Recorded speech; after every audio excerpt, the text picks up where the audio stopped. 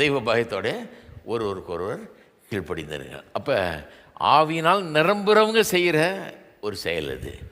அப்போ ஒருவருக்கொருவர் கீழ்ப்படிந்திருக்கிற அந்த கீழ்ப்படிதல் எங்கேருந்து வருது? இந்த ஆவியினால் நிரம்புறதுலேருந்து வருது. உள்ள மாற்றப்பட்டு மறுபடியும் பிறந்து ஆவியினால் நிரம்பி தொடர்ந்து நிரம்பிக்கொண்டே இருக்கிற ஒரு வாழ்க்கை, ஒரு ஆவிக்குரிய ஜீவியம், அதிலிருந்து தான் இது வருது. அதுதான் அஸ்திபாரம். இது ஏன் சொல்கிறேன்னா, இது ரொம்ப முக்கியம். நிறைய பேர் என்ன சொல்கிறாங்க, திருமண வாழ்க்கையின் வெற்றியின் ரகசியம் என்ன? ஏதோ ஒரு 3 பாயிண்டில் சொல்லுங்களேன் டக்குன்னு. நான் நோட் பண்ணிட்டு போய் கடகடன் 1 2 3ன்னு இதை ஃபாலோ பண்ணி நான் வெற்றி அடைஞ்சிட்றேன்னு எந்த பாயிண்ட்டும் கிடையாது. அப்படிலாம் சொல்லக்கூடிய பாயிண்ட்டுகள் எதுவும் கிடையாது. சிலர் அப்படி சொல்கிறாங்க. நான் சொல்கிறேன், அதெல்லாம் கிடையாது. திருமண வாழ்க்கையின் வெற்றியின் ரகசியம் என்ன?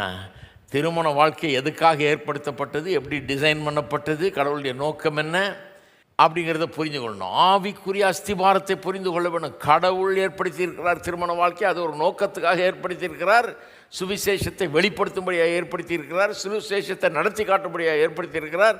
அப்படிங்கிறத புரிந்து கொண்டாலே அப்போ திருமணமானவர்கள் என்ன உணர்வார்கள்? என் மூலமாக சுவிசேஷம் நடத்தி காட்டப்படுகிறது எங்கள் மூலமாக அப்படின்னு நினைப்பாங்க.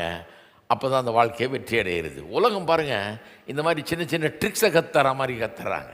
நான் சில புக்ஸ் எல்லாம் படிச்சிருக்கேன், நீங்களும் படிச்சிருப்பீங்கன்னு நினைக்கிறேன். திருமண வாழ்க்கையில் பிரச்சனை உள்ளவர்களுக்கு சில புக்ஸ் எல்லாம் விற்கிது.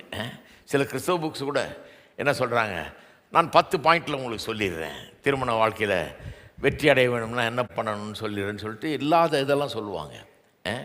மனைவி ஒரு வாரத்துக்கு ஒரு ஹோட்டலில் கொண்டு போய் நல்லா ஏதாவது வாங்கி கொடு, பீச்சுக்கு கொண்டு போ, அங்கே கொண்டு போ, இங்கே கொண்டு போ, அடிக்கடி கிஃப்ட்டு புடவை கடவை ஏதாவது வாங்கி கொடு, இதெல்லாம் வாங்கி கொடுத்தீங்கன்னா எல்லாம் சரி பண்ணி இது பண்ணிடலாம் அப்படின்னு நினைக்கிறாங்க.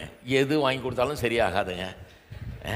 இதெல்லாம் வீணானங்க. அதெல்லாம் இருக்கலாம், அதெல்லாம் ஒன்றும் தப்பு இல்லை, அதெல்லாம் செய்யணும், வேணான்னு சொல்லலை, நல்லது அதெல்லாம் செய்கிறது. ஹோட்டலுக்கு கூப்பிட்டு போகிறதுல என்ன தப்பு இருக்குது? மனைவி கூப்பிட்டு போய் நல்லா சாப்பிடுங்க, பீச்சுக்கு கூப்பிட்டு போங்க, கிஃப்டாக வாங்கி கொடுங்க, அதெல்லாம் ஒன்றும் கிடையாது. அதெல்லாம் உறவை இன்னும் ஒரு கல்டிவேட் பண்ணும், அபிவிருத்தி பண்ணும். ஆனால் பிரச்சனை இருக்கும்போது இதெல்லாம் பண்ணி அதை சால்வ் பண்ண முடியாது. திருமண வாழ்க்கையின் ரகசியம் என்ன அப்படின்னு கேட்குறவங்களுக்கு நான் சொல்கிறேன், அதுக்கு ஆவிக்குரிய ஒரு நோக்கம் இருக்கிறது. கடவுள் அதை ஏற்படுத்தியிருக்கிறார், ஒரு நோக்கத்துக்காக ஏற்படுத்தியிருக்கிறார். அதை புரிந்து கொண்டால் நமக்கு புரிஞ்சிடும், நாம் ரட்சிக்கப்படணும், நாம் மனம் திரும்பணும், எனக்குள்ள ஆவியானவர் என்னை நிரப்பணும், கர்த்தரை அறிகிற அறிவினால் என்னை நிரப்பணும். நான் சுவிசேஷத்தை அதிகமாக அறிந்து கொள்ளும் போது தான் என் திருமண வாழ்க்கையை நான் வெற்றிகரமாக வாழ முடியும் என்கிறது நமக்கு புரிந்து விடும். அதனால தான் நான் சொல்கிறேன், திருமண வாழ்க்கைக்கு அஸ்திபாரம் என்னவாக இருக்கிறது? ஒரு ஆவிக்குரிய அஸ்திபாரமாக இருக்கிறது.